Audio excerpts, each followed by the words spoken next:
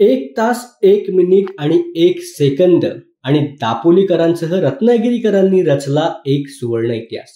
आजचा दिवस दापोलीसह रत्नागिरी जिल्हावासियांच्या इतिहासात सुवर्ण अक्षरांनी लिहून ठेवण्याचा दिवस आहे।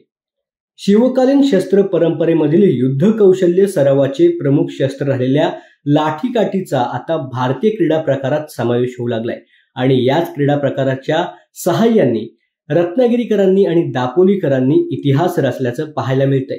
दापोली आणि खेड तालुक्यामधील प्रसिद्ध क्रीडा शिक्षक सुरेंद्र शिंदे आणि लाठीकाठी या क्रीडा प्रकारामधील राष्ट्रीय निर्णायक पंच कविता शिंदे यांच्या पुढाकाराने या अनोख्या विश्वविक्रमाचं आयोजन करण्यात आलं होतं।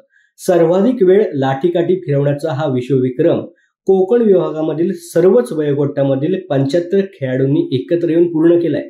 सलग 1 तास 1 मिनिट आणि 1 सेकंद लाठीकाठी फिरवणे असं या विक्रमाचं स्वरूप होतं। दापोलीमधील आझाद मैदानामध्ये असलेल्या बॅडमिंटन हॉलमध्ये हा विक्रम रचला गेला। दापोलीमध्ये होणाऱ्या या विक्रमाची नोंद युनिक वर्ल्ड रेकॉर्डमध्ये झाली असून युनिक वर्ल्ड रेकॉर्डचे एशिया चीफ एडिटर सब्बाबी मंगल हे स्वतः दापोलीमध्ये यावेळेला उपस्थित होते। 75 मुलं, मुली, महिला आणि पुरुष खेळाडू या विश्वविक्रमामध्ये सहभागी झाल्याचं पाहायला मिळालं होतं।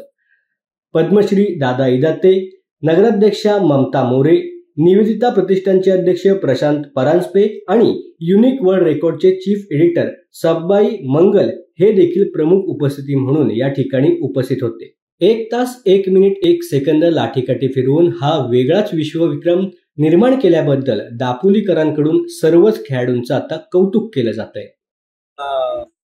कोकणचे मिनी महाबळेश्वर दापोली येथे लाठी स्पोर्ट्स असोसिएशन रत्नागिरीच्या वतीने आयोजित करण्यात आलेल्या विश्वविक्रमामध्ये 74 मुलांनी सहभाग नोंदवलेला आहे आणि सलग 1 तास 1 मिनिट 1 सेकंद काठी फिरवून ही ऐतिहासिक नोंद आज 22 डिसेंबर 2024 रोजी बॅडमिंटन हॉल आझाद मैदान दापोली येथे करण्यात आलेली आहे।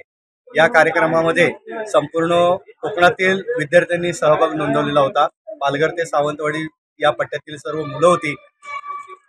हा लाठी स्पोर्ट्स असोसिएशनचा आगळा वेगळा ऐतिहासिक नोंद करण्याचा उद्देश एकच आहे की शिवाजी महाराजांची जी ही युद्धकला आहे त्यातील पहिलं शस्त्र हे लाठी आहे आणि लाठीचा प्रचार प्रसार व्हावा आणि मुलींना, महिलांना याचे स्वसंरक्षणाचे धडे घेता यावेत हाच यामागचा प्रामुख्याने उद्देश होता। धन्यवाद।